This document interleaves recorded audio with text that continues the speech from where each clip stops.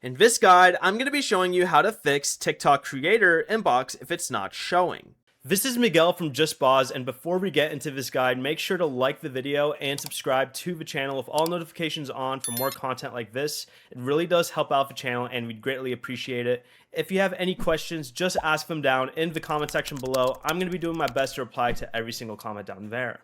The first thing you can try is opening the App Store and searching for TikTok, and then tapping update next to the app if an update is available.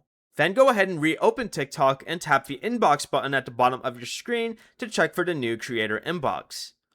TikTok introduced creator inbox as a newer professional messaging experience for creators, so it may not be available on every account yet. If your app is fully updated and you still only see the normal inbox, there currently isn't a setting you can manually turn on to force creator inbox to appear. In that case, just continue using the standard TikTok inbox and check again after future app updates as the feature becomes available to more accounts. Before you leave, remember to like the video and subscribe to the channel with all notifications on for more content like this. It really does help out the channel and we'd greatly appreciate it. And if you did have any questions, just ask them down in the comment section below. I'm going to be doing my best to reply to every single comment down there. Peace.